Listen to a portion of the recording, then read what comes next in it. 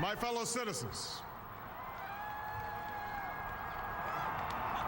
I stand here today humbled by the task before us, grateful for the trust you've bestowed, mindful of the sacrifices borne by our ancestors. I thank President Bush for his service to our nation.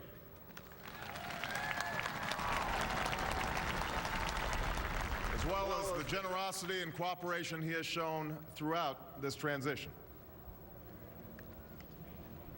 44 Americans have now taken the presidential oath.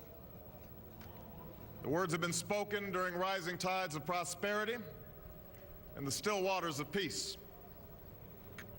Yet, every so often, the oath is taken amidst gathering clouds and raging storms. At these moments, America has carried on not simply because of the skill or vision of those in high office, but because we, the people, have remained faithful to the ideals of our forebears and true to our founding documents. So it has been, so it must be with this generation of Americans. That we are in the midst of crisis is now well understood. Our nation is at war against a far-reaching network of violence and hatred. Our economy is badly weakened, a consequence of greed and irresponsibility on the part of some, but also our collective failure to make hard choices and prepare the nation for a new age. Homes have been lost, jobs shed, businesses shuttered.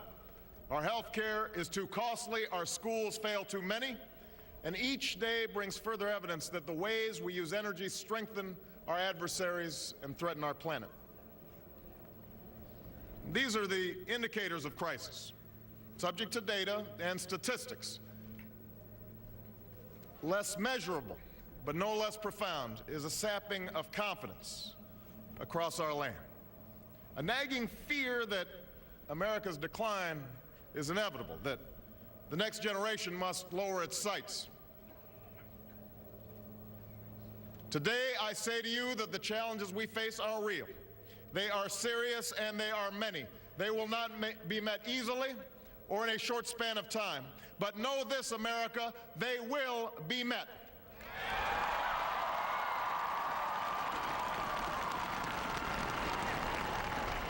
On this day, we gather because we have chosen hope over fear, unity of purpose over conflict and discord. On this day, we come to proclaim an end to the petty grievances and false promises, the recriminations and worn-out dogmas that for far too long have strangled our politics. We remain a young nation, but in the words of Scripture, the time has come to set aside childish things. The time has come to reaffirm our enduring spirit, to choose our better history, to carry forward that precious gift, that noble idea passed on from generation to generation, the God-given promise that all are equal, all are free, and all deserve a chance to pursue their full measure of happiness.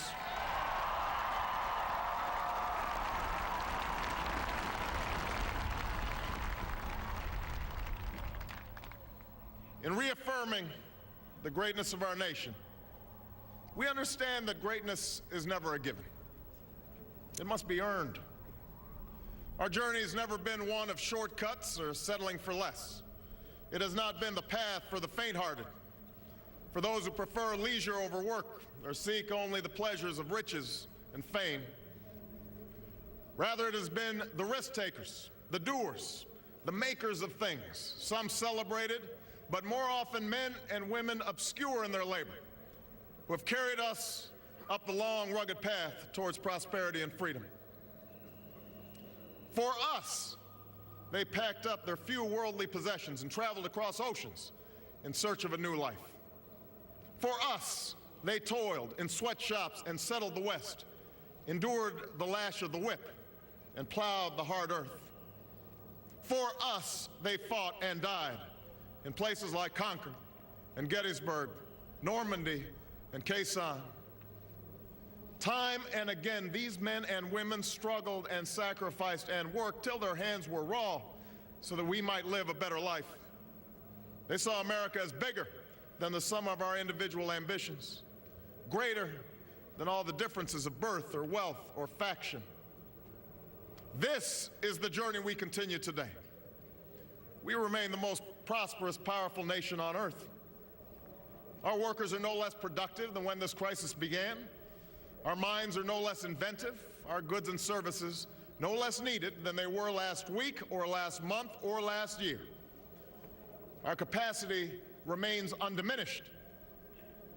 But our time of standing pat, of protecting narrow interests and putting off unpleasant decisions, that time has surely passed. Starting today, we must pick ourselves up, dust ourselves off, and begin again the work of remaking America.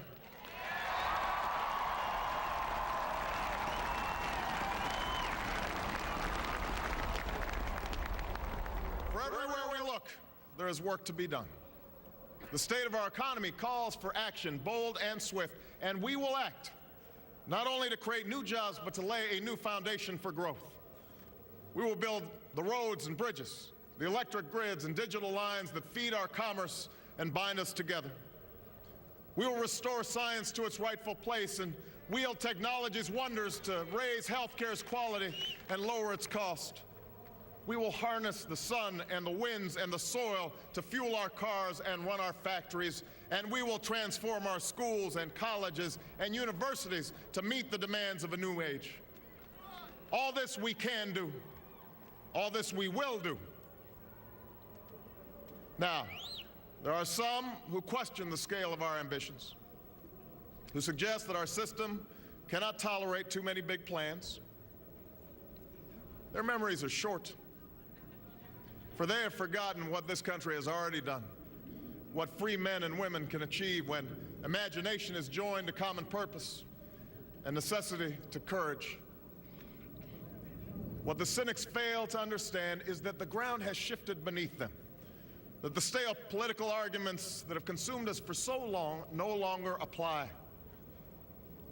The question we ask today is not whether our government is too big or too small, but whether it works, whether it helps families find jobs at a decent wage, care they can afford, a retirement that is dignified. Where the answer is yes, we intend to move forward.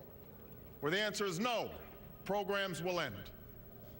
And those of us who manage the public's dollars will be held to account to spend wisely, reform bad habits, and do our business in the light of day, because only then can we restore the vital trust between a people and their government. Nor is the question before us whether the market is a force for good or ill. Its power to generate wealth and expand freedom is unmatched. But this crisis has reminded us that without a watchful eye, the market can spin out of control. The nation cannot prosper long when it favors only the prosperous.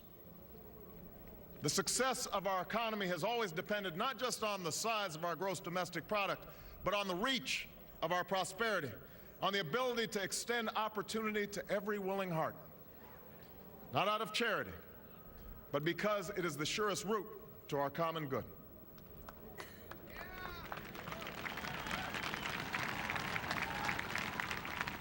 As for our common defense, we reject as false the choice between our safety and our ideals. Our founding fathers,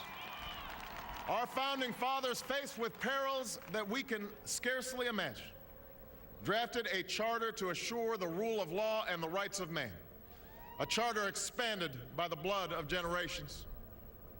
Those ideals still light the world, and we will not give them up for expedience sake. And so, to all the other peoples and governments who are watching today, from the grandest capitals to the small village where my father was born, know that America is a friend of each nation and every man, woman, and child who seeks a future of peace and dignity, and we are ready to lead once more.